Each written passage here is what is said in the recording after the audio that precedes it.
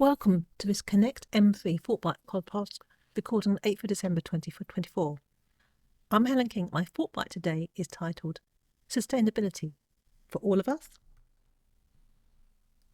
Sustainability is a buzzword these days, but perhaps it's not for everyone. Several high-profile environmental campaigners spoke recently at a local event in Wiltshire about a new community project. Living sustainably was, of course, extremely important to everyone there. But I have questions. We're told we need to change how we live.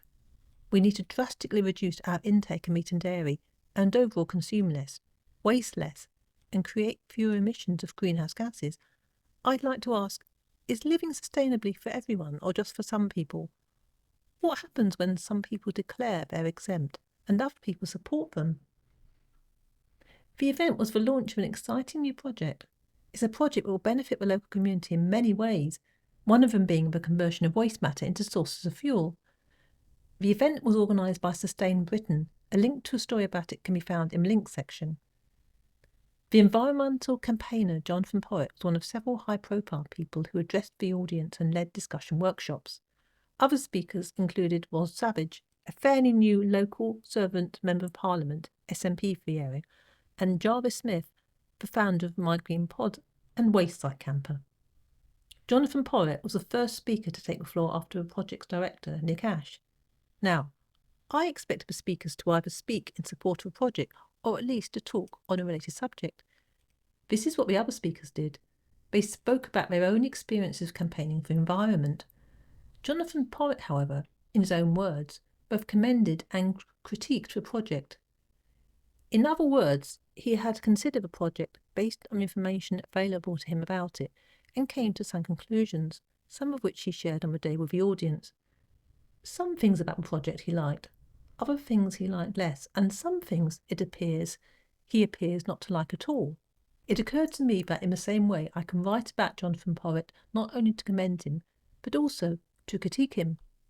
Like him, I've considered the subject, in this case, him, based on the information available to me.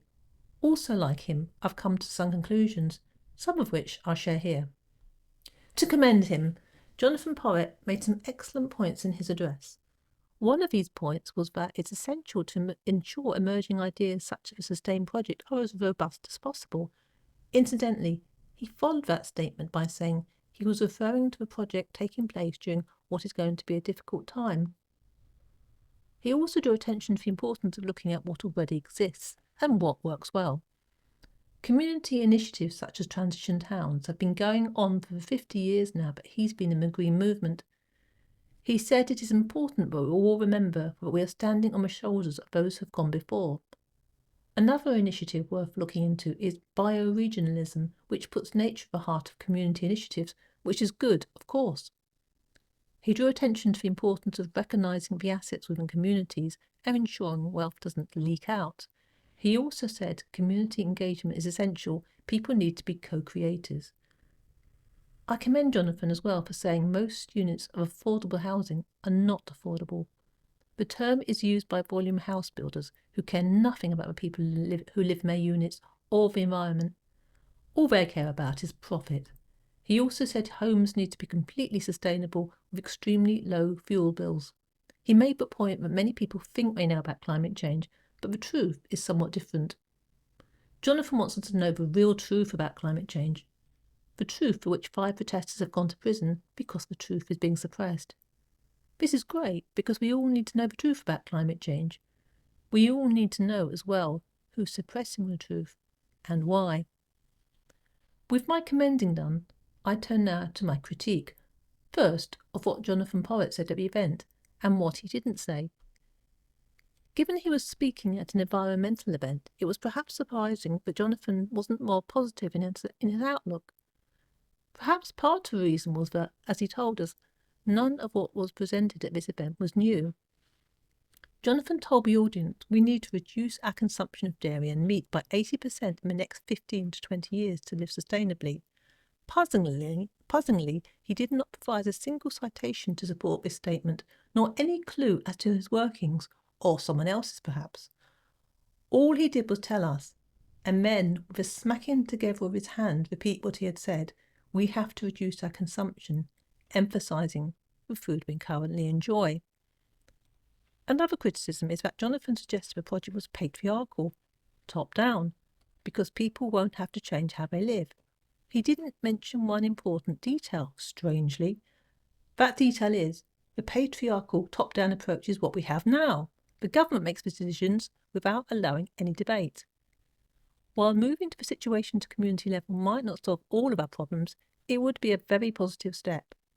This would give people a great opportunity to be part of the decision-making. As an added benefit, they shouldn't get arrested, beaten up and thrown in a police van, then a cell, for expressing doubt about what's going on. So surely, all round, a community solution is far better than a state solution. That criticism by him raises a question, however. The question is it such a bad thing if people go on living the same way, doing the same things, eating the same foods?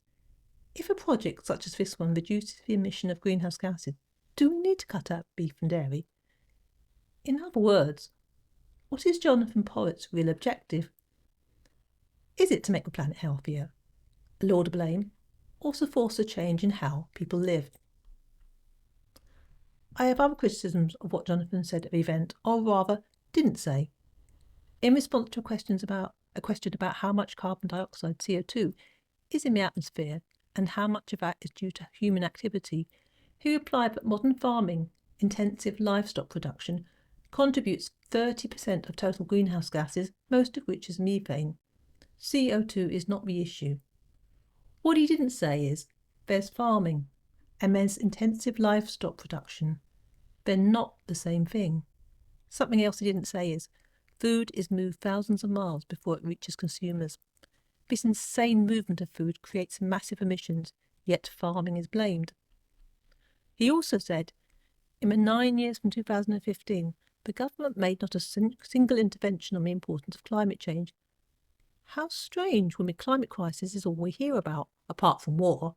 It's particularly strange when the government is making, as many see it, a pincher attack on farming, likely to result in food shortages, with climate change as the justification. My wider critique of Jonathan Porritt now begins. He said at the event he believes we need to go about dairy products and beef, largely. It turns out he believes we need to go about children, largely as well. He supports a reduction in the world's human population, believing this to be an important solution to the environmental crisis he says we face. Jonathan is a patron of a charity called Population Matters, formerly the Optimum Population Trust. Links to the charity's website to support my comments about aspects of the work are in the links section. Other patrons, also prominent environmental campaigners, include Sir David Attenborough, Chris Packham and Dr. Jane Goodall. The charity works to slow and ultimately reverse population growth using 5 solutions: gender equality, family planning, education, global justice and sustainable economies, and promoting small families. One of the charity's objectives is to promote the idea of everyone having smaller families. I say everyone, but a lot of statements the charity has made suggest that, just perhaps, some people are exempt from the requirement to do their bit for the planet by going without. George Monbiot, another environmentalist, argues, on the other hand, that the consumption of resources is far more important than population because even if a population reduces, consumption may not. That argument sounded somewhat absurd until I discovered how Population Matters appears to regard Bill Gates. Bill Gates, like Jonathan Porritt, is concerned about population but isn't worried about consumption. Or rather he is, but not his own. He flies in a private jet, like all of the power-rich class do, to meetings around the world, and there they decide how the rest of us should give up meat and dairy and flying. I shall leave aside mention of the luxurious super yachts. In 2019, Population Matters published news about a programme funded by the Bill and Melinda Gates Foundation to increase the use of contraceptives by girls in Africa. 2 years later, the charity published an article that could have been written by Bill Gates himself, perhaps it was, about family planning being used to reduce the number of people of colour, calling it one of the conspiracy theories, quotation marks, surrounding Gates. In 2023, the charity published an article about an increase in online searches on Bill Gates' depopulation. Agenda 2030 Population Control and Depopulation Coronavirus Vaccine. This article includes a blog post from 2021 about a so-called global depopulation conspiracy. The charity made references to far-right anti-abortionists. Surely this is hate speech today.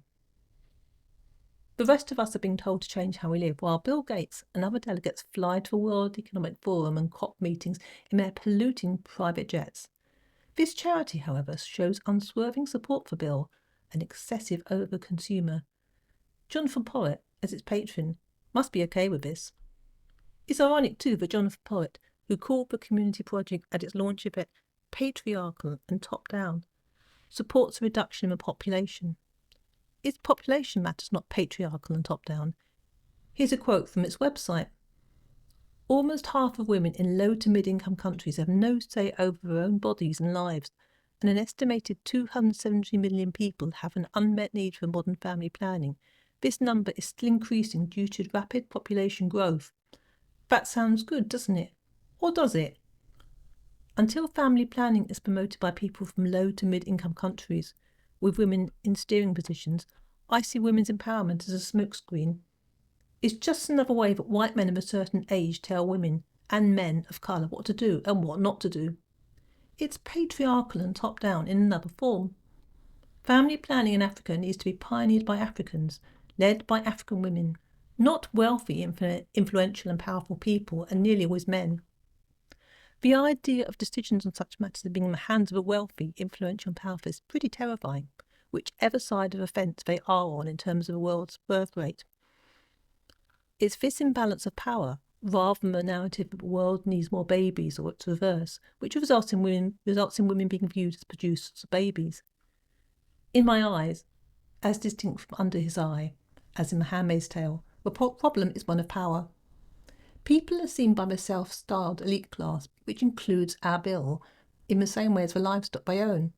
People such as Bill, wealthy, influential and powerful people, are rarely critiqued by anyone other than so-called conspiracy theorists. So, that's where I leave this for today, as far as my current thinking goes. But what are your thoughts?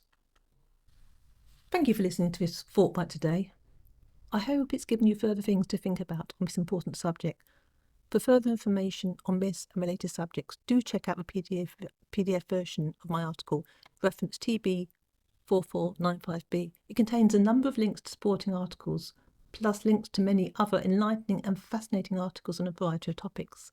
Meanwhile, I look forward to sharing my next Thought Byte with you very soon. Goodbye.